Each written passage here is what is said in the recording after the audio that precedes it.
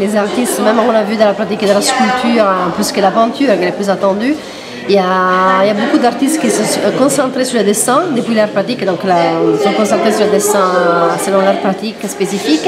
Mais c'est vrai qu'il y a tout un univers assez mystérieux qui pendant des années était si mystérieux par des artistes qu'on connaît pour d'autres pratiques comme la sculpture, comme la vidéo ou comme la peinture, qui en effet développent le dessin. Et donc c'est merveilleux qu'à Marseille il y a une nouvelle foire, enfin une nouvelle parce que ça fait depuis 4 ans qu'elle est installée et qu'elle est présente, mais ça démontre oui, l'actualité et la contemporanéité de cet moyen d'expression artistique juste merveilleux.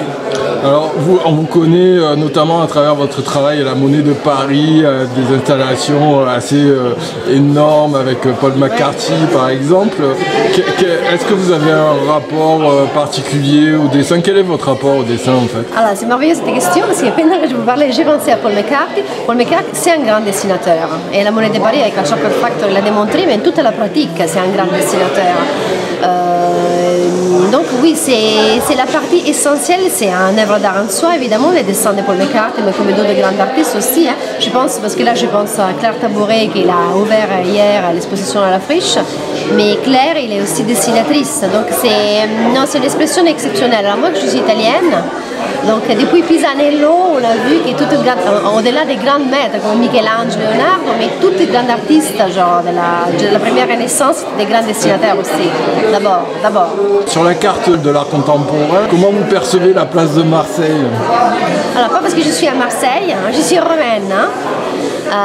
Je suis italienne, je suis une femme du sud de l'Italie et il y a des villes extraordinaires en France. La France est belle, mais il y a des villes excitantes, je veux dire que c'est Paris et Marseille.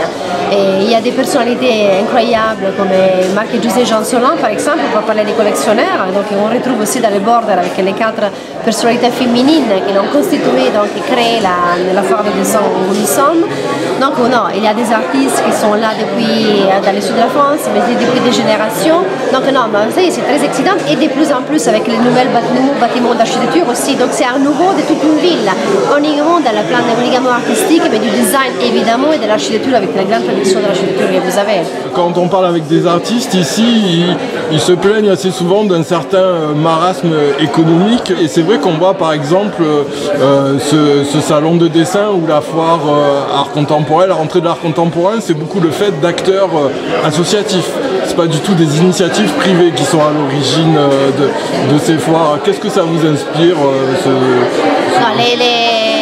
La critique, qu'il faut avoir plus de soutien et de plus en plus, ça c'est l'exigence, parce que la critique c'est vrai, mais c'est diffusé, c'est-à-dire dans chaque ville et dans chaque ville aussi des tailles différentes.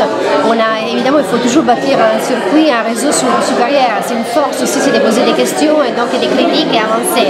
Mais c'est assez vaste comme idée, dans le sens que c'est pas uniquement spécifique à Marseille.